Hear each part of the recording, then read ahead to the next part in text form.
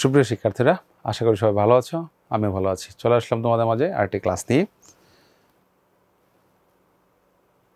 ওকে, তো আজকে আমরা করব ইউনিট 3 লেসন 3 পেজ নাম্বার 32 এবং 33। তোমরা বইটা খুলে নাও, তোমাদের যে ইংলিশ ফর টুডে বইটা আছে এটা।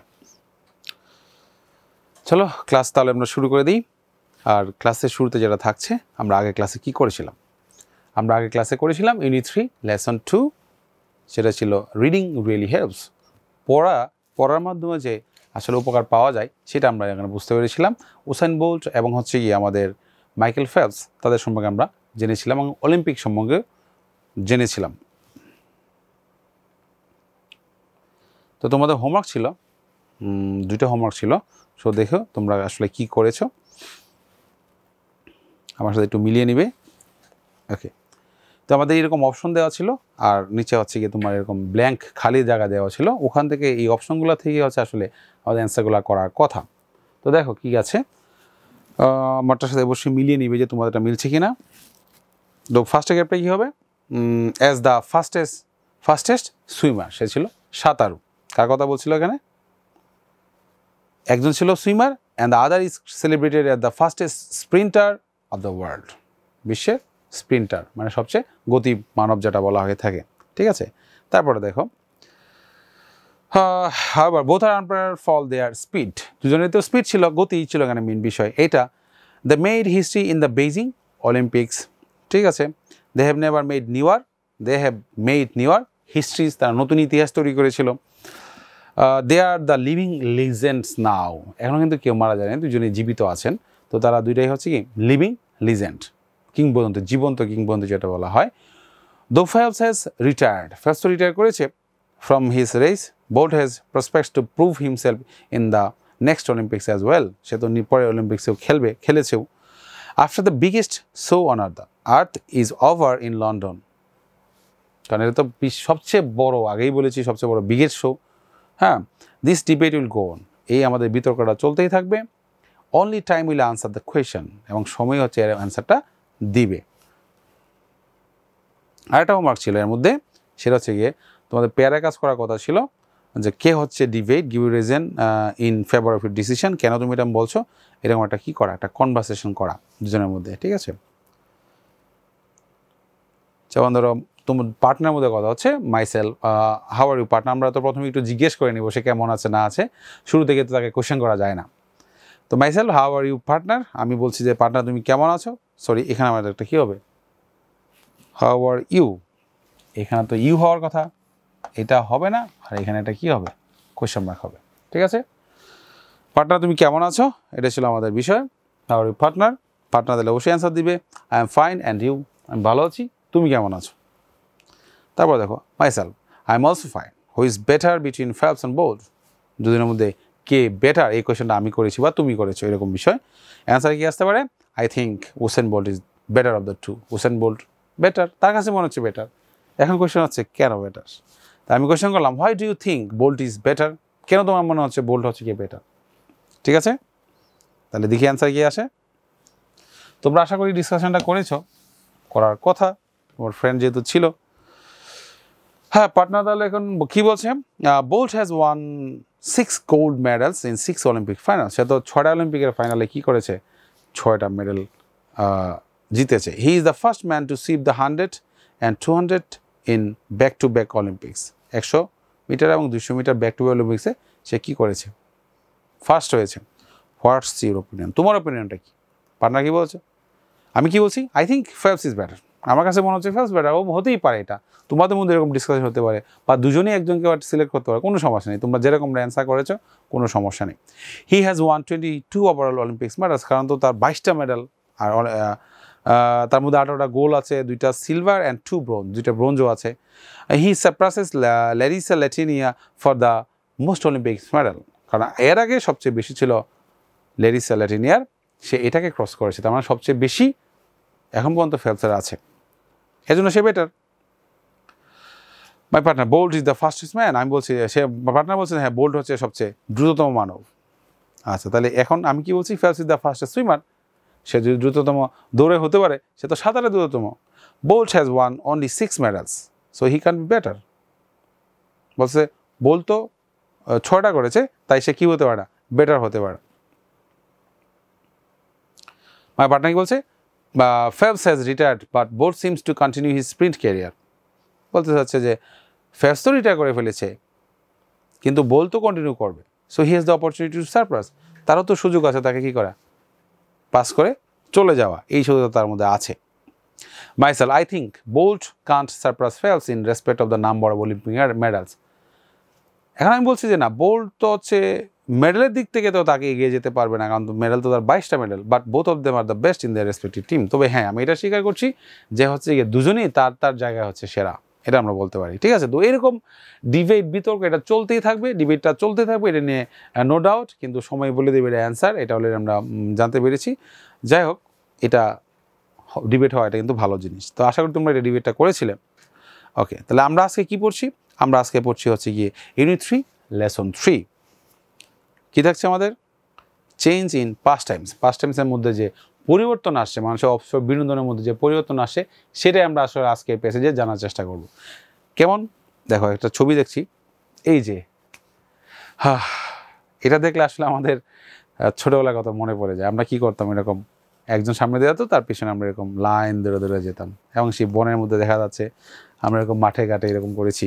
ঠিক আছে, তো তোমরাও হয়তো এটা করে থাকো, এটা আমাদের শৈশবের কথা মনে করে দেয়, ছোটোবেলার কথা মনে করে দেয়। হ্যাঁ, তো আমরা আসলে অ্যাজ ইউজুয়াল ওয়ার্ড মিনিংগুলো আমরা একটু পড়ে নিই। দেখো, ট্রেডিশনাল যেটা বলা হয়, ঐতিহ্যবাহী যেটা বলে, চাইল্ডহুড মানে শৈশব বোঝায়, ক্লাইম্ব মানে হচ্ছে আরোহণ করা, কঙ্কার এটা হচ্ছে কি আসলে, কঙ্কার বলতে একটা বাচ্চাদের একটা ছোটো এক ধরনের খেলা, ওই যে একসাথে রাখে একটা জিনিস, কঙ্কার থাকে, এটা কিছুতে ঢিল দিয়ে ফেলে দেওয়া এটা।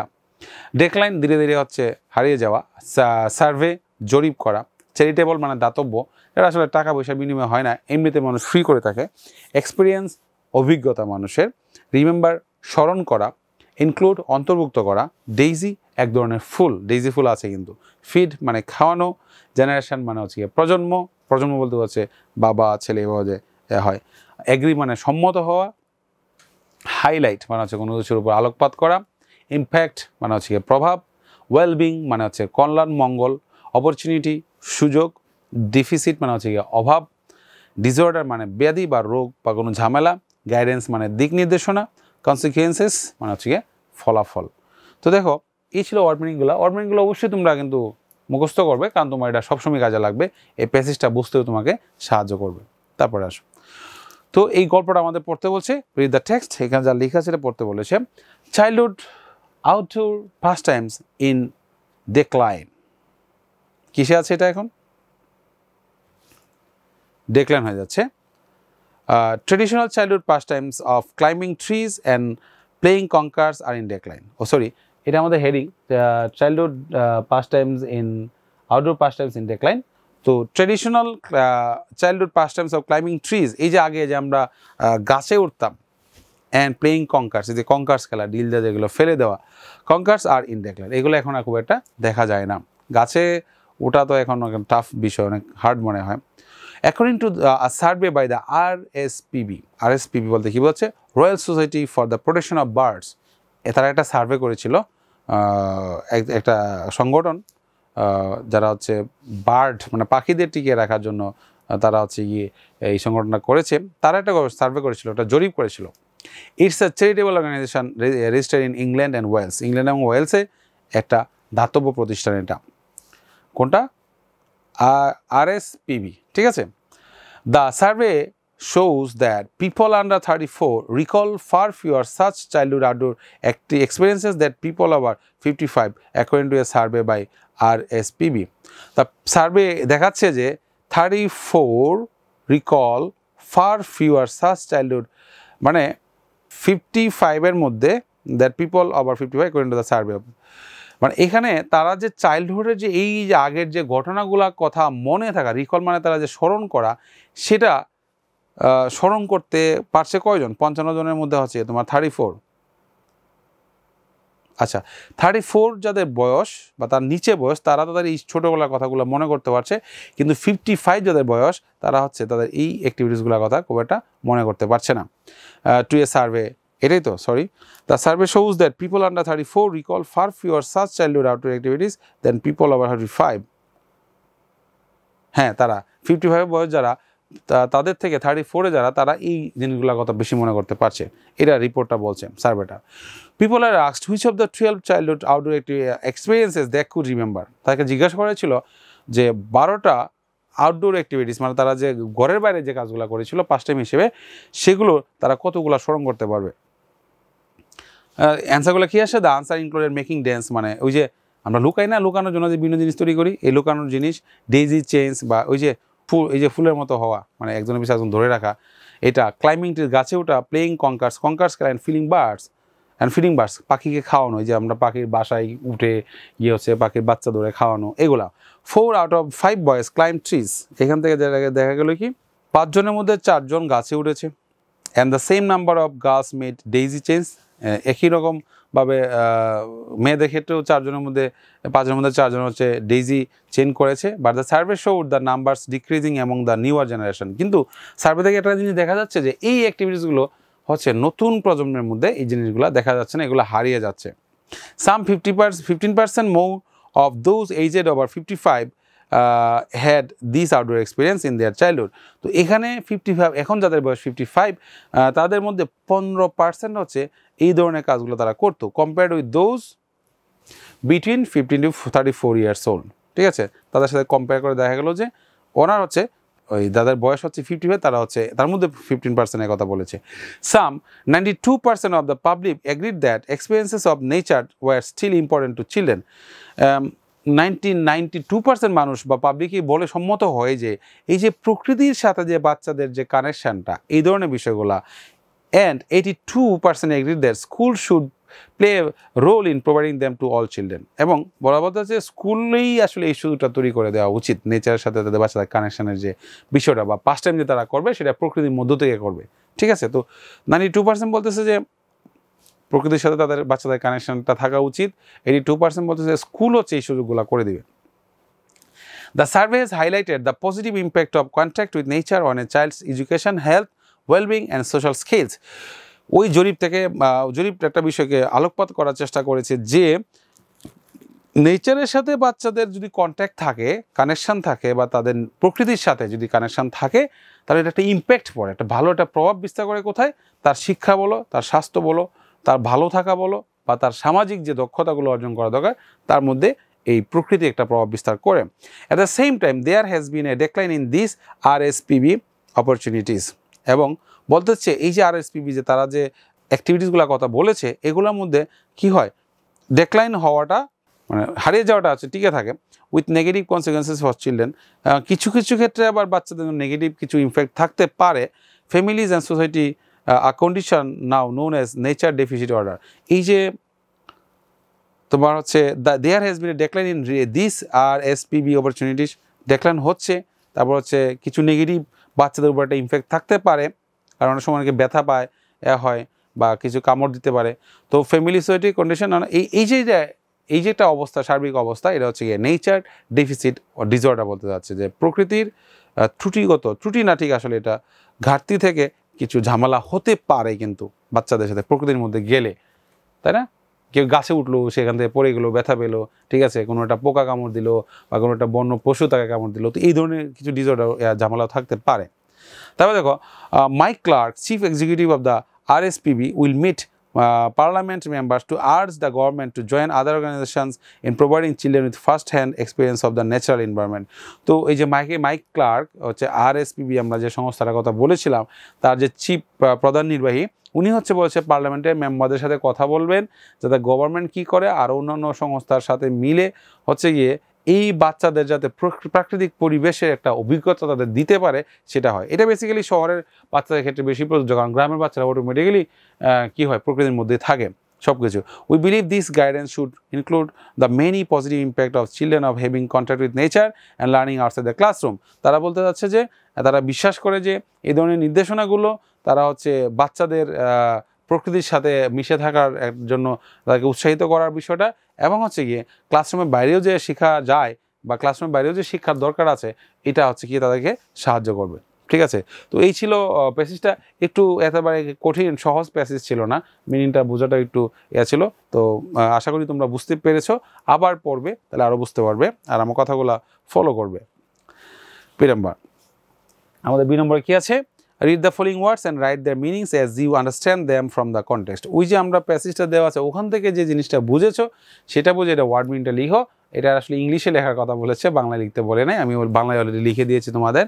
If you don't understand check the words from a dictionary. তুমি যদি না বুঝো তুমি ডিকশনারি থেকে আমরা খুঁজে বের করতে পারো। আশা করি তোমাদের ক্লাসে ডিকশনারি একটা থাকার কথা, কেউ যদি চেষ্টা করো এটা করতে পারো। তো এই কাজটা তোমরা করো। ওকে, আশা করি তোমাদের হয়েছে, আমারটার সাথে একটু মিলিয়ে নাও। তো কনকার্স যেটা ছিল সেটা হচ্ছে a children's game in which you try to break your opponent's conkers by hitting it with your own. মানে তোমার নিজের কনকার্স দিয়ে আরেকজনের কনকার্সটাকে ভাঙার চেষ্টা করা, মানে কঙ্কার বলতে পাথর টাইপের বোঝাচ্ছে, কঙ্কর বা পাথর, ঠিক আছে। ডেন্স হচ্ছে are room or hide out that children make as a part of their game. ধরুন আমরা খেলার অংশ হিসেবে আমরা লুকানোর জন্য যে ডেন তৈরি করি বা যে কোনো জিনিস লুকানো যায় এরকম কিছু তৈরি করাটাকে ড্যান্স বোঝাচ্ছে। Decline a gradual and continuous loss of number or value. Decline মানে কমে যাওয়া, আস্তে আস্তে সংখ্যাটা বা মূল্যটা কমে যাওয়া, এটাই হচ্ছে ডেক্লাইন। হাইলাইট এম্পাসাইজ করা, কোনো কিছুর উপরে গুরুত্ব দেওয়া। Impact impression of one thing on another, একটার উপর একটা যে প্রভাব থাকে সেটা বলা হচ্ছে ইম্প্যাক্ট, ঠিক আছে। Consequences result or effect, result অথবা ইফেক্ট, ফলাফল যেটা সেটাই কনসিকুয়েন্স। ডিসঅর্ডার বলতে এখানে কি ছিল? An unhealthy physical or mental condition, অস্বাস্থ্যকর শারীরিক বা মানসিক অবস্থা। আর সে মানে কারো কাছে কোনো কিছু চাওয়া, ডিমান্ড করা, টু ডিমান্ড অর রিকোয়েস্ট, ঠিক আছে। তারপরে দেখো সি নম্বর যে আছে, read the following statement taken from the text in A থেকে নেওয়া হয়েছে and say what the subject of comparison is. এটার কম্পেয়ার করার মানে তুলনা করার বিষয়টা কি। Find out the other comparison in the text above. দেখো, people under 34 recall fewer such childhood outdoor experiences.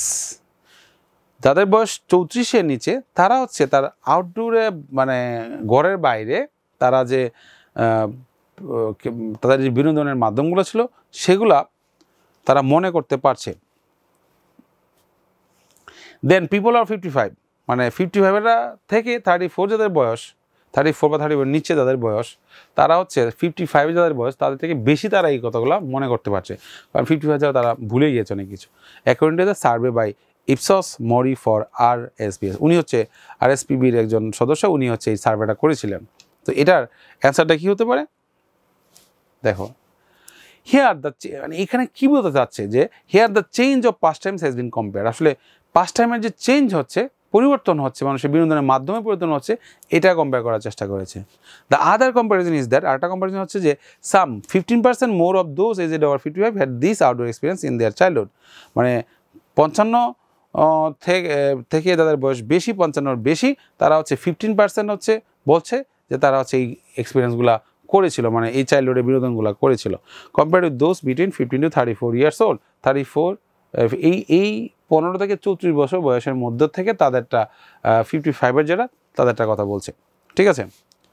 তারপর দেখো একটা বিয়ে ছিল ডি নম্বর, do you agree that if children have more contacts with nature they may have a positive impact on them. তুমি কি মনে করো যে হচ্ছে যদি প্রকৃতির সাথে বাচ্চাদের একটা কানেকশন থাকে তাহলে তাদের একটা পজিটিভ ইম্প্যাক্ট হবে তাদের মধ্যে। Make a list of the benefits or harms they may have if taken to nature frequently. তো একটা লিস্ট করতে বলেছে, যদি তারা হচ্ছে প্রকৃতির মধ্যে যায় তাহলে তাদের বেনিফিটটা সুবিধা কী হতে পারে বা হচ্ছে তাদের কোনো ক্ষতি হতে পারে কিনা, এইটার হচ্ছে একটা লিস্ট করতে বলেছে। তো চেষ্টা করো, তো আশা করি হয়েছে। এখন আমার হাতে মিলিয়ে নাও, আমি অলরেডি এখানে কিছু পেয়েছিলাম। Okay, number A, nature is the best healer বলা হয়ে থাকে, মানে প্রকৃতি হচ্ছে সবচেয়ে বড় সমাধান বা হিল করে মানুষকে, সান্ত্বনা দিতে পারে, ভালো করে দিতে পারে। তো children can be benefited if they are taken to nature frequently. অবশ্যই এটা প্রকৃতির মধ্যে থাকলে তারা অবশ্যই বেনিফিটেড হবে। Some of them are listed below, কিছু লিস্ট করা হলো, তুমি তোমার মতো লিস্ট করেছো, আমারটার সাথে জাস্ট মিলিয়ে নাও, তোমারটাও হবে, না হওয়ার কিছু নেই। নেচার ব্রডেন্স ওয়ান্স মাইন্ড, প্রথম কথা হচ্ছে প্রকৃতি মানুষের মনকে বড় করে, কারণ প্রকৃতি নিজেই অনেক বড়। It teaches one to be votary of knowledge, মানে এই যে জ্ঞান, যে তোমার জ্ঞানকে খোঁজার জন্য, ভোটারি বলতে যে স্বেচ্ছাসেবক, মানে যে হচ্ছে নিজ থেকে হচ্ছে জ্ঞানকে খুঁজবে, হ্যাঁ, এটা প্রকৃতি তাকে শিক্ষা দিবে, তাকে সুযোগ দিবে। It is the best place to contemplate, it is the best place to মানে ধ্যান করা। ওখানে গিয়ে হচ্ছে তুমি প্রকৃতির মধ্যে ধ্যান করতে পারবে, এটা বলতে চাচ্ছে বেস্ট প্লেস প্রকৃতি, কেউ তোমাকে ডিস্টার্ব করবে না। It has positive impact on child's education, health, wellbeing and social skills. এটা আমরা সরাসরি প্যাসেজ থেকে নিয়েছি। এটা একটা পজিটিভ ইম্প্যাক্ট ফেলে আমাদের বাচ্চাদের শিক্ষা, স্বাস্থ্য, ভালো থাকা এবং হচ্ছে গিয়ে সামাজিক দক্ষতার উপরে কিছু প্রবলেম হতে পারে, মে অ্যারাইজ, যেমন for some weaker children it may be waste of time. কিন্তু যদি কোনো বাচ্চা যদি উইক থাকে তাহলে সেই ক্ষেত্রে তার জন্য এটা সময় নষ্ট করা হতে পারে, কারণ সে কোনো কিছু অ্যাটাক করলে সে দৌড়েও আসতে পারে না, একটা বিষয়। ওয়াইল্ড অ্যানিমালস আর insect may bite the children. Wild animals বা বন্য প্রাণী বা হচ্ছে গিয়ে কোনো কীটপতঙ্গ তাকে কামড়ও দিতে পারে। Running in open nature they may sometime hurt themself. এই যে প্রকৃতি, সে তো জানে না সামনে কী আছে, অনেক সময় কিন্তু আমরা গর্তের মধ্যে পড়ে যাই, ঠিক আছে, বা কোনো যে হোঁচট খেয়ে পড়ে যায়, তো এই ঘটনাগুলো কী হতে পারে, ঘটতে পারে, ঠিক আছে। তো নেগেটিভটা তো অবশ্যই কম, পজিটিভটাই বেশি। আমার থেকে হয়তো তোমরা আরও বেশি লিখেছো, নো প্রবলেম।